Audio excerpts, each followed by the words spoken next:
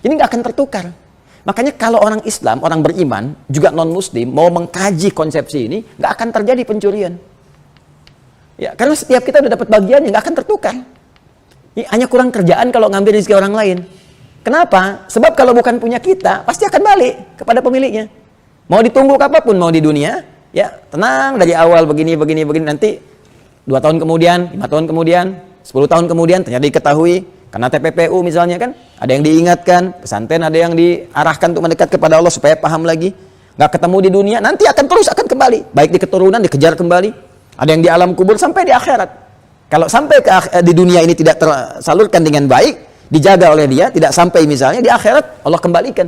Dalam bentuk pahala-pahala kebaikan yang ditukar nanti oleh orang yang zalim tadi.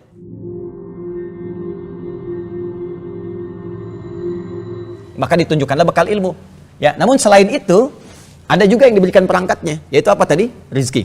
Ya, maka kita lihat Quran surah ke-51 ayat 22, wa fis sama, dan sejak di langit itu, kata Allah, rizqukum, rizki kalian manusia yang akan bertugas di bumi sudah Allah tetapkan. Sesuai dengan maslahat masing-masing. Sesuai dengan batas tugasnya masing-masing. Ya, jadi jangan khawatir, ternyata kaidah rizki itu sudah Allah tetapkan. Ya, saya ulang ya. Kaidah rizki itu sudah teratur. Ya.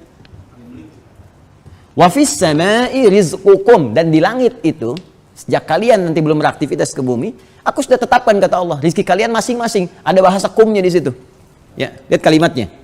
Allah tidak mengatakan wa fis samai rizq, tapi wa fis samai rizqukum. Ini. Dan di langit itu, sejak di langit, ya, rizqukum, rizki kalian itu, nah ini membentuk jama' menunjuk kepada setiap personal kita. Jadi setiap kita itu udah ada bagian rizkinya. Ya, wa ma tu'adun, dan dijanjikan oleh Allah akan diberikan. Jadi nggak akan tertukar. Makanya kalau orang Islam, orang beriman, juga non-muslim, mau mengkaji konsepsi ini, nggak akan terjadi pencurian. Ya, karena setiap kita udah dapat bagiannya, nggak akan tertukar. Ya, hanya kurang kerjaan kalau ngambil rezeki orang lain. Kenapa? Sebab kalau bukan punya kita, pasti akan balik kepada pemiliknya. Mau ditunggu apapun, mau di dunia, ya tenang dari awal begini, nanti 2 tahun kemudian, 5 tahun kemudian, 10 tahun kemudian, ternyata diketahui, karena TPPU misalnya kan, ada yang diingatkan, pesantren ada yang diarahkan untuk mendekat kepada Allah supaya paham lagi. Nggak ketemu di dunia, nanti akan kembali. Baik di keturunan, dikejar kembali. Ada yang di alam kubur, sampai di akhirat. Kalau sampai di dunia ini tidak tersalurkan dengan baik, dijaga oleh dia, tidak sampai misalnya, di akhirat Allah kembalikan dalam bentuk pahala-pahala kebaikan yang ditukar nanti oleh orang yang zalim tadi. Jadi ini konsepsinya kalau kita paham, nggak akan pernah ada rezeki tertukar saat di dunia, mustahil. Ya, mustahil. Dulu ada putri yang tertukar, mungkin. Rezeki yang tertukar tidak. Jadi kalau orang paham, sekali lagi, orang nggak akan tergerak untuk mencuri. Demi Allah saya katakan ya, mengambil rezeki yang punya kita, itu hanya melelahkan diri saja. Karena pada akhirnya akan kembali kepada pemiliknya. Ya, putar-putar di situ aja, pada akhirnya balik lagi. Ini satu. Ya. Nah, kemudian wama tu'adun, dan dijanjikan oleh Allah akan diberikan. Jadi sudah janji, Allah sudah komit. Ya, sudah komit ini rezeki. Ketika tugas kita dimulai saat di dunia, ya, itu dengan sifat yang cepat, di bumi kita menapak, dengan itulah kemudian rezeki Allah persiapkan untuk diberikan pada kita. Bagaimana caranya? Ini yang kita teruskan. Pertama, sifat rezekinya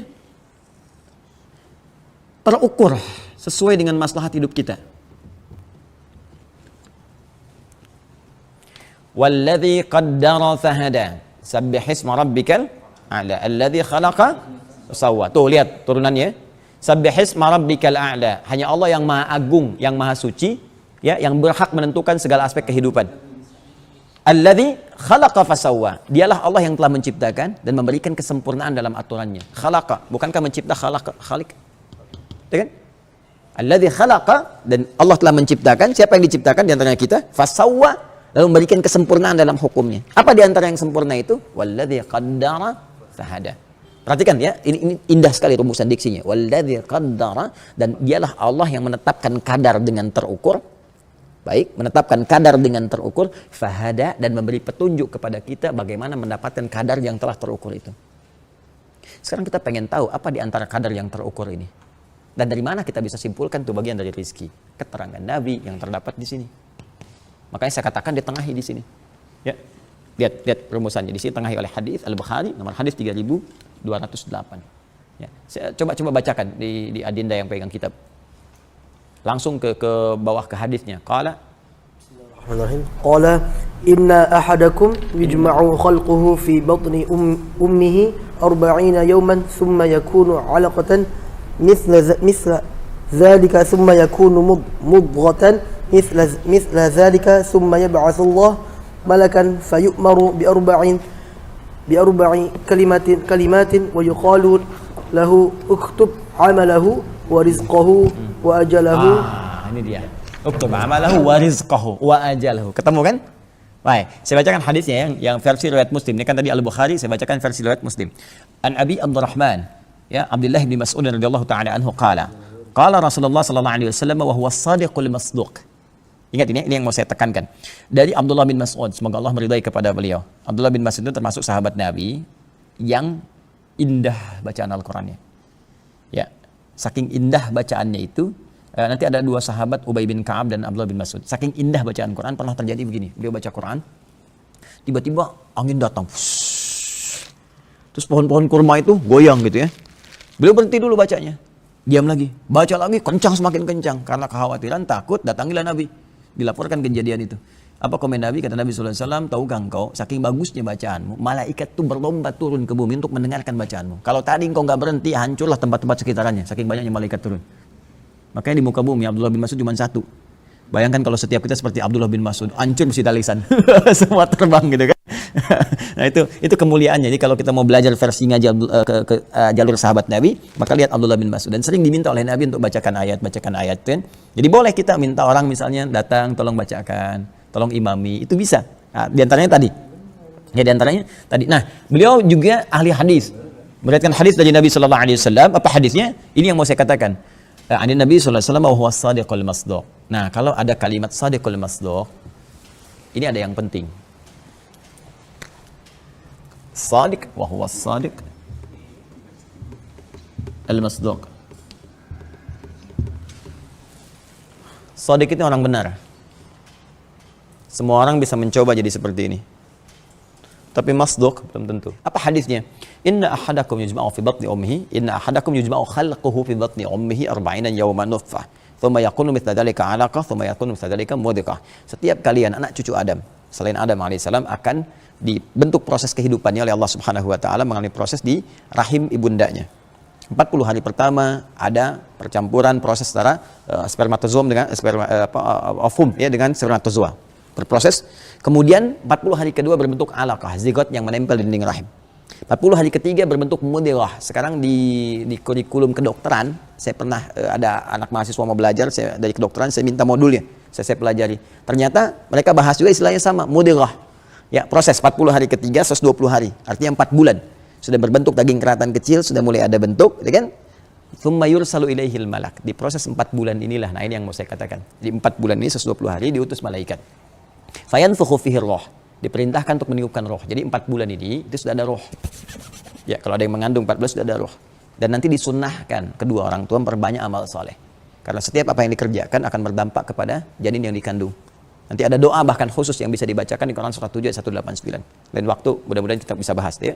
Kembali, dan diperintahkanlah malaikat setelah ditiupkan roh itu usia 4 bulan diperintahkan untuk menetapkan 4 hal yang sudah ditetapkan di langit itu. Maka berlaku mulai saat itu. Ya, saat ruh mulai masuk. Baik, wa fis sama'i rizqukum, ini diantaranya ini dari mana taunya? Kita bacakan. 1, rizqihi, rizkinya. Ya, kedua ajalihi. Nah, saya batasi pada 2 ini saja. Kalau terkait dengan bahasan kita. Nih, ajal, rizki. Jadi sejak usia 4 bulan, begitu roh masuk sebagai sumber kehidupan ke dalam raga seseorang, maka disitulah berlaku ajal yang telah Allah tetapkan sebelumnya. Di langit, di lauh mahfuz sudah tertulis. Ada hidayat, ya akan hidup, sekian, sampai dari sebelum, ada, setelah ada, sampai kembali kepada Allah. Ya kan? Terus kita berikhtiar di muka bumi ini untuk menjalani hukum-hukum Allah. Maka ketika ditetapkan oleh Allah Subhanahu wa taala, rezekinya sudah ada, kapan itu kepastiannya kemudian diberikan? Berlaku hukumnya saat usia 4 bulan dalam kandungan ibunda kita. Karena rezeki sudah mulai ada. Ini dia. Nah, itu Allah masih ngatur lewat orang tua dikasih, makanya nggak boleh orang tua kasih yang haram, karena terus akan melekat kepada jiwanya dan nyambung ya kepada anaknya. Ya, mohon izin sebelum sampai kepada ikhtiar kita, saya ada sedikit sekali ya untuk berbagi singkat dan padat. Awal saya pulang dari Indonesia, saya mengajar satu komunitas. Ada kajian ibu-ibu setiap Kamis waktu itu. Sunnah Nabi Kamis untuk waktu ibu-ibu mengaji itu. Nabi pernah, ini kapan aja bisa mengajar itu ya. Cuma Nabi itu punya jadwal kajian untuk ibu-ibu hari Kamis. Itu menarik tuh ya. Nah, ada seorang ibu membawa satu anak. Anak itu unik sekali. Karena gini, ibunya tuh soleha. Bapaknya soleh, taat. Tapi anaknya beda. Dia ngaji dengan saya tuh luar biasa gitu. Sana sini, sana. Terus kita kasih penyesuaian. Alhamdulillah dia bisa diam. Diam, belajar, senang. Dia setelah itu mulai lagi lah. Anak-anak tapi melebihi batas bercanda anak-anaknya gitu ya dengan yang gaul. Kita masih bisa kontrol. Begitu dia pulang, waktunya pulang, ibunya langsung berkata, "Alhamdulillah Ustaz," katanya. "Kenapa?" "Saya terima kasih banyak anak saya bisa duduk, bisa belajar. Itu di tempat lain. Kalau saya sudah antarkan, pasti saya tunggu dulu sebentar karena nanti gurunya di dalam akan mengantarkan lagi dibawa pulang." Jadi nggak ada satu sekolah pun yang bisa bertahan.